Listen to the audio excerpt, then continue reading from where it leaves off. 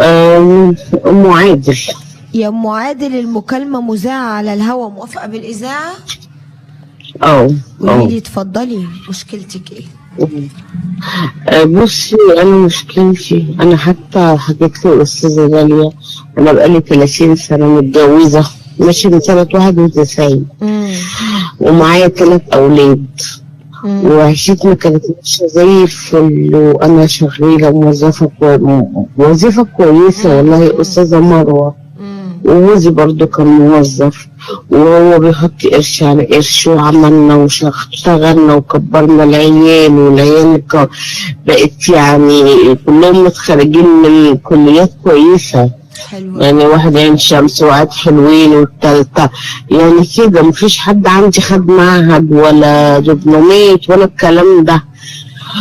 ويعني ما شاء الله، وأدب أخلاق، والتلات أولاد صلاة صلاة صلاة وقرآن، وواحد فيهم عمل عمرة، ومش عايزة أقول لك والله يا أستاذة ما شاء مروة، الله، ربنا يبارك. والله يا أستاذة مروة، مرة واحدة لقيت لك إيه، أنا وولادي كنا ماشيين زي الفل، ولقيت لك فلوس بتختفي من بيتي، دهب بيتسرق من بيتي.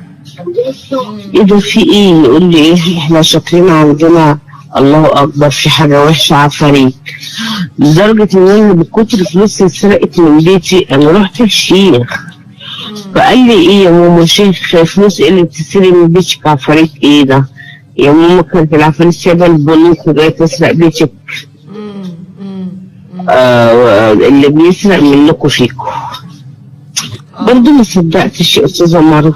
انت طبعا عمر ما حصل كده. لا خالص خالص. مرة واحدة مش عارفة، مبلغ 90,000 وذهب وفلوس كتير والله يا أستاذة مروة. وبعدين لقيت، يعني أنا مش عارفة، بجلل نفسي، لقيت حد قال لي إيه، طب روحي اعملي لي كشف حسين. رفضت عليه يجي معايا، راح اعمل كشف حساب، ورحت عملت كشف الحساب، لقيت اليوم اللي اتسرق مني فلوس 90,000 جنيه محطوطين في حساب. يعني جوزك اللي بيسرق. يا استاذه مروه، والمشكله بقى ان خلاص بقى ايه، خلاص بقى رحت انا عملت عمره، وقلت يا رب يا رب عشان خاطر ولادي استحمل. والله يا استاذه مروه، وقفت قدام الكعبه وحياه ربنا، وقلت والنبي يا رب، لو هو اللي خد الفلوس او هو اللي كان بيسرقني، يا رب ما اعيش معاه لحظه. والله يا استاذه مروه، كان شهر 3 الكلام ده. شهر 7 لقيته يوم 5/7 زي النهارده 4 سنين بالظبط. لقيته واخد بعضه ومشي. رايح فين يا عم الحاج؟ اصل انا عندي شغل ومش عارفه ايه. فات يوم، فات 2، خلاص تليفونه اتقفل. لقيت لك الناس الجيران بقى، الناس بيجي يخبطوا عليا. انا بقول لك انا منصب على فكره في شغلي، ماشي، وبقول لك زي ما بقول لك ولادي كلهم خارجين جامعات وحاجه، يعني مش عايزه اقول لك والله تشرفوا يا استاذه مروه والله. وبعدين لقيت لك ايه، ناس 1 و2 عمالين يخبطوا عليا، و3 هما 3 انفار يخبطوا. واخد مننا فلوس ومشروع وملايين ملايين ملايين ملايين يا استاذه مروه. طب استني ثانيه واحده، انت لما رحتي عملتي كشف الحساب وعرفتي ان الفلوس في الحساب، هو كان قاعد بقى يقول لي لا دول بتوعي، دول بتوعي مش بتوعي. ده هو فلوس يعني انا فهمك ان مش دي عارفه صدفه ايه. نفس المبلغ في اليوم ده صدفه.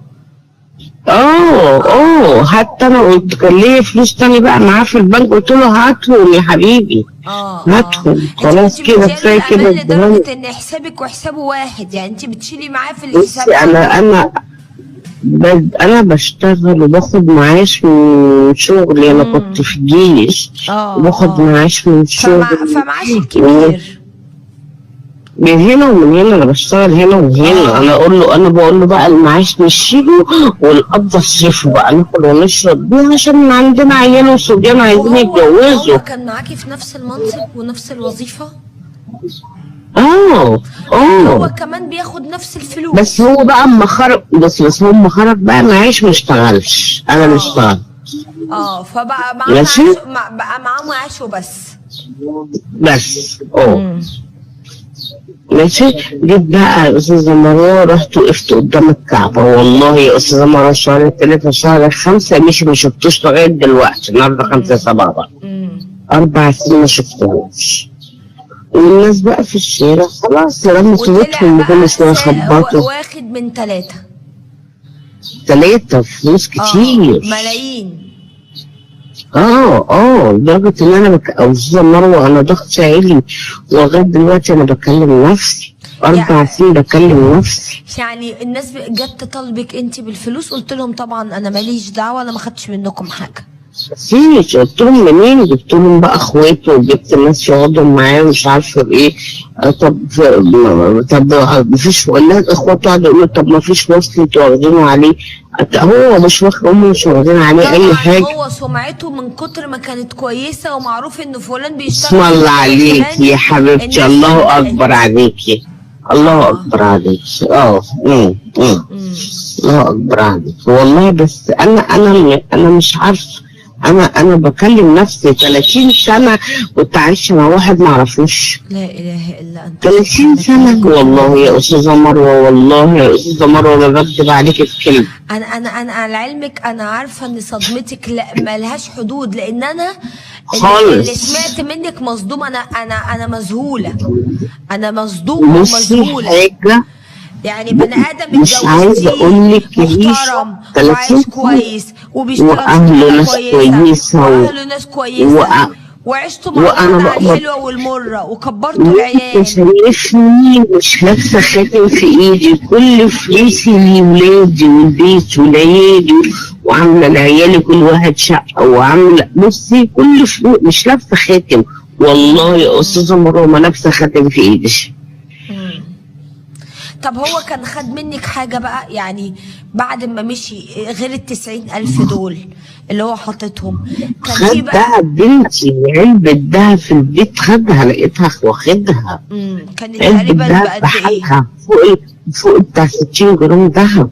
يا الله. يعني خد من بتوعي من ريحة امي الله يرحمها، وده شبكة بنته. يعني احنا بنتكلم بالميت فوق ال 200 ربع مليون جنيه. 60 جرام والله يا استاذه ده عاملين تقريبا، والله عاملين تقريبا 200,000 جنيه. عارفه انا اعمل ايه بقى يا استاذه مروه؟ والله العظيم وحياه ولادي وحياه الايام المفترجه اللي احنا فيها دي، اشتريت لي بنتي يعني مش نفس القيمه بتاعتها بس شبهها، 3 وخيتم ساعات. عامل ايه؟ ما هو ده بجوزها. عشان بيتها يتخرب. يعني حتى هو ما رعاش ان بنته وبيته ممكن يتخرب. يقول لك مش انا واختفاء لما الناس بقى ما فكرتوش تسألوا هو فين؟ ما خلاص بقى، ما خلاص من كتر ما الناس جم يسألوا وبيكلموه مش لاقيينه وعايزين الفلوس، ما يقدرش يجي البيت وما يقدرش يجي الحته. لكن محد دلوقتي 4 سنين ما تعرفوش مكانه عايش ولا ميت؟ ولا عارف. لا هو عايش وفين وفين كده ما يسأل على العيال، من بعيد لعيد كده تليفون. بس في عيل من العيال 4 سنين ما بيتكلموش. طب وهو حتى يعني ولادك كلهم فيهم اتجوزوا فيهم لا؟ فيهم في 2 متجوزين وواحد لا. يعني اللي لا ده لو اتجوز ده واحد انا جوزته. بصي يا استاذه مروه، بصي لا، وما انا هقول لك بقى على حاجه، في بنت اتجوزت عندي من 1.5 سنة وهو مش ولا الهوا حد الله ولا حد، ولا يعرف جوزها ولا جوزها حط ايده في ايده ولا الكلام ده كله خالص. اخويا اللي حط ايده في ايد جوزها، اخويا. وانا اللي جبت. بص انت عارفه جواز البنات ده متكلف. اهله مكسوفين ولا عارفين يتكلموا معايا ولا انا بتكلم ولا الهوا، مكسوفين مني، مكسوفين. يعني لان الناس قعدوا معاهم، لان انا جبت الناس يا استاذه مروه اللي لهم فلوس في الحته جم قعدوا معايا. يعني ده ممكن نقول عليه مستريح، خد مستريح على بسيط كده، اللي هم اللي بينصبوا ياخدوا شوية فلوس ويختفوا. بصي الله أعلم، هو بقى بيقول لاخواته انا اصل دخلت مشروع والمشروع خسر، طبعا كلام كله ايه هجايز. هجايز. والله عارفه انا عايشه يا استاذه مروه مش عايشه. يعني تقريبا التلاتة واخد كده بقولك بتاع مليون جنيه مثلا من التلاتة. في منهم 2 ماتوا وواحد عايش خلاص، يعني ماتوا 2 ماتوا، واحد بس اللي عايش من ال3.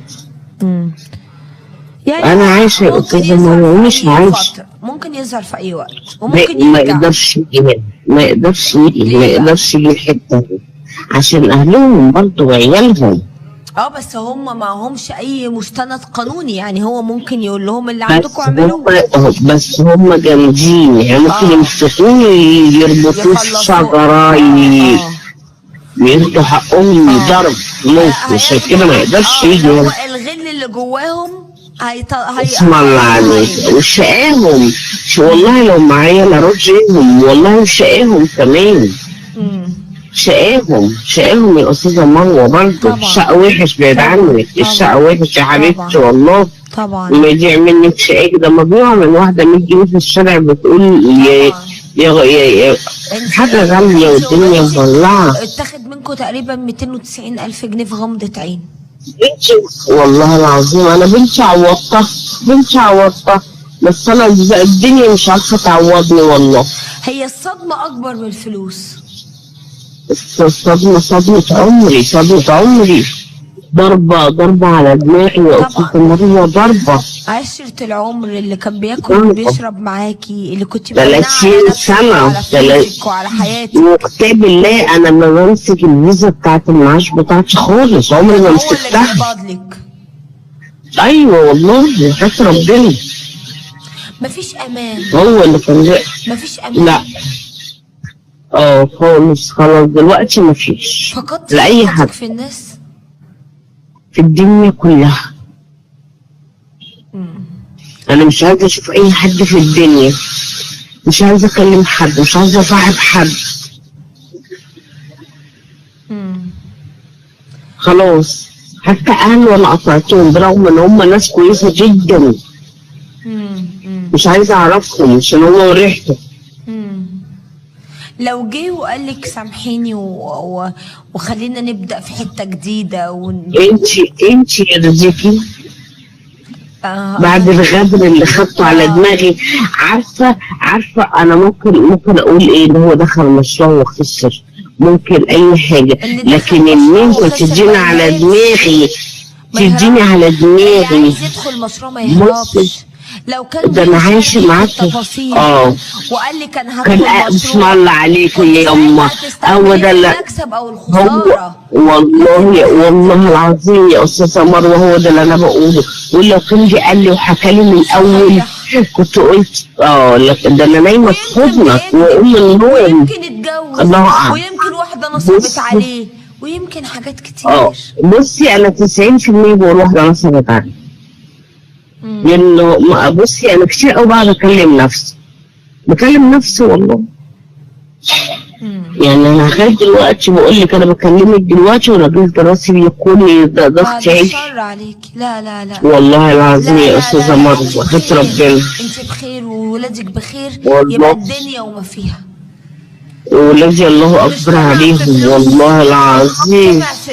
في داهيه خسر الدنيا وهم بخسرته. لا هم بيقولوا لي انت لو يموت يبقى احسن، هم بيقولوا لي لو يموت يبقى احسن. طبعا حتى ما وبعدين انا عارفه يا استاذه مروه، ما فكرش في عارفه انا صعبت على الناس، انا صعبت على الناس في الشارع والله. الجيران يجي يقولوا لي احنا في ظهرك يا ام عادل، احنا في ظهرك، لو في حاجه تعالي لنا، خبطش علينا والله. ولو سمعوا لي بتكلم مع حد ولا في التليفون بيطلعوا يخبطوا عليا. وباين عليك انا مولوده ناس، وباين عليك انك ست ما تهنتيش ولا اتبهدلتي. عمري انا اصلا مولوده في المنطقه دي. هو لما جينا اتجوزنا خد لي الشقه هنا يعني امي واخوتي واهلي كلهم هنا يعني انت متربيه وكبرتي واتجوزتي في نفس المكان. في نفس المنطقة، عشان كده الناس عارفيني. طبعا طبعا طبعا. فهمني، لكن هو اللي من منطقة بعيدة أو من القاهرة، بس من المنطقة بعدينا. طيب انت بخير واوعي تزعلي، الحمد لله. الحمد ولا لله. تأثر ده على صحتك. هو اللي خسر والله، والله هو اللي خسر. طمع في شوية فلوس. اما بنتي اتجوزت قلت ورعاية. خسر يشوف احلى عروسة في الدنيا، مثلا. احلى عروسة في الدنيا شافها. خسر دفاكم وهو في وسطكم. خسر واحدة زي والله. خسر عياله ما شاء الله عليهم اسم الله، ربنا يحميهم. والله في واحد عامل عمره حقوش قرشين، قال لي ماما انا هطلع عمره يا ماما بقرشين. لا حوشتهم يا ابني حبيبي سيبهم تتجوز. قال لي لا انا هطلع عمره واقفل عمره وادعي. يا رب يعوضه والله يا استاذه مروه، هو ده اللي عوضني خير في ولادي، بس نفسي هو ده كفايه. يا سلام لو هو جنبك وعندك ابن عاق ولا ابن مبتلى، ساعتها هتقولي لا الحمد لله يا استاذه ان هم بخير ده بالدنيا. ايه المشكله؟ طمع في شويه فلوس، عبيط وبص تحت رجله، ما بصش لقدام خطوه. ما بصش للثلاث عيال اللي زي الفل. والله العظيم البنات والله يا استاذه مروه بيقوموا الفجر يصلوا، بحلف بالله انا بقطع. طب استنى، هما الثلاثه يقوموا الفجر يصلوا. قولي اللهم بارك، اللهم صل على النبي وزيدي النبي صلاه وربنا يحفظهم لك. وانا ماسكه ازاز دلوقتي مش خشب، ماسكه ازاز. انا مبسوطه من ان انا كلمت حضرتك او فضفضت معاكي والله. انا اللي اتشرفت بيكي يا انا كان نفسي اكلم حضرتك من زمان وحياة ربنا. انت بتقولي انا متجوزه من سنه 90 صح؟ 91. انا مواليد 91. شفتي بقى؟ طب بص بقى، يعني بينك وبين بنتي الكبيره سنتين. يا حبيبتي انا اتشرفت يا حبيبتي يا استاذه مروه، وانا مبسوطه ان انا كلمت حضرتك. يا رب يخليكي ولا تخلي الماضي ياثر عليكي. بصي لقدام. الحمد لله. الماضي ياثر على الهربان، ياثر على الجعان اللي ما شبعش، رغم ان ربنا كرمه لكن ما شبعش، فضل جعان الحمد لله للاسف. والله. لكن انت الحمد لله ربنا يبارك لك في صحتك وفي ولادك، ويبارك لك يا حبيبتي يا رب، ويخليك يا حبيبتي يا رب يا حبيبتي، وتبقي مصبره الناس كده يا رب بكلامك الحلو يا حبيبتي. طمنيني عليكي من وقت للتاني، ولو احتجتي اي حاجه اعتبري ليكي بنت رابعه فانا موجوده طول الوقت ان شاء الله. يا رب ما تحرم منك ابدا. ولا منك يا امي ولا منك. ربنا يسعد قلبك ويرضيكي بولادك ويرضيكي وتشوفيهم دايما في اعلى المناصب، ويعوضوكي خير يا رب عن اي وجع. والحمد لله ان وجعك جه في راجل، مش فارقه الحمد لله. عادي، ما في داهيه والله فعلا والله فعلا. الحمد لله ان ده الوجع. فربنا عشان بيحبك وبيكرمك جعل وجعك في صدمه في راجل هو اللي خسر احلى حاجه في الدنيا. عشرتكم الحمد لله يا استاذه مروه. الحمد لله يا حبيبتي. حبيبتي من ذوقك يا استاذه مروه. شكرا لك، الف شكر. الوجع هيجي بس مش هنبقاش عارفين هيجي منين. في كل الأحوال هي ابتلاءات، وفي كل الأحوال لازم نرضى بما قسم الله لنا.